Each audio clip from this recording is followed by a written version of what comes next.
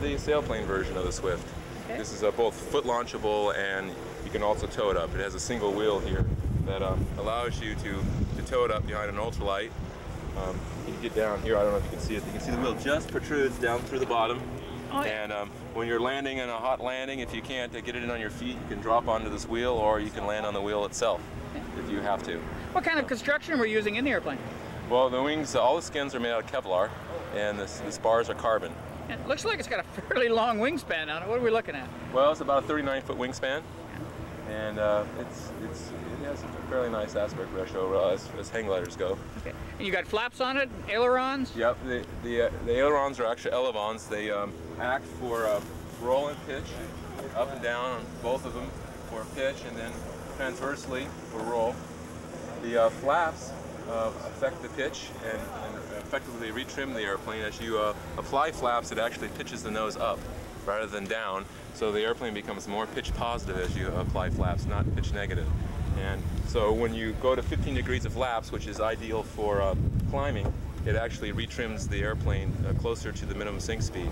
And when you're ready to go to max glide, you let the flaps off, and the airplane accelerates towards its max glide speed, which is around 39, 40 miles an hour. Okay, so if this is a glider, then what kind of glide ratios am I looking at? Well, if you're using the fairing and it's completely enclosed, it's rated at 24-to-1. If you lose 25% of your performance if you fly open cockpit, so it's down around 20-to-1 if you take the fairing off. Now, I've flown the Mitchell wing. It's a little pitch sensitive. How's this airplane as far as pitch goes? Well, it's got a short couple stick, and it is pitch sensitive. You have to get used to flying it a little bit differently than when you're holding a stick. But because it is a short couple stick and you can rest your arm, you have to keep the mass of your arm stable, and it's something to get used to. But it's not really something that you can't handle after a few attempts. Now, you're launching this. How do you launch it? Is it through an ultralight like a trike, or are you using a dragonfly? How are you getting it in the air? Well, if you're going to tow it up, or you're not going to run and take off, then you would tow it up with any ultralight that can tug a hang glider. It'll fly anywhere from 25 to 50 miles an hour easily behind a tug. So you can tow it up with any ultralight aircraft. And if you're going to foot launch it, then it's a different story altogether. What kind of weight am I looking at for the airplane?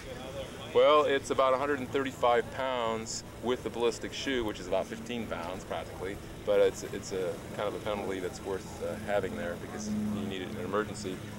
With the full fairing on it, I think it's 135 pounds with the full fairing, about 125 open cockpit. Normally you learn open cockpit without the fairing on there.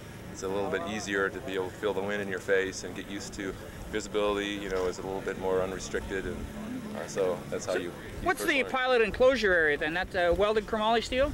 Yeah, this is chromoly steel. The hang tubes are basically aluminum. You have a hammock that you lay in. There's a mechanism at the front that allows it to extend to a limited distance, so you can stand up. The airplane's actually carried on your shoulders. You lift it onto your nose. You go through the bottom. So when you're holding the aircraft, it is like someone sitting on your shoulders. So if you had someone who weighed 125 pounds and he sat on your shoulders, that's basically the same feeling you would get with this. So your arms are actually completely free while you're standing there. Is this coming as a kit then, a factory built? How am I getting it when it comes to my door? No, it comes ready to fly. Okay. It's a pre-molded airplane, and it's assembled at the factory and test flown. So it's ready to fly when you get it. Yeah.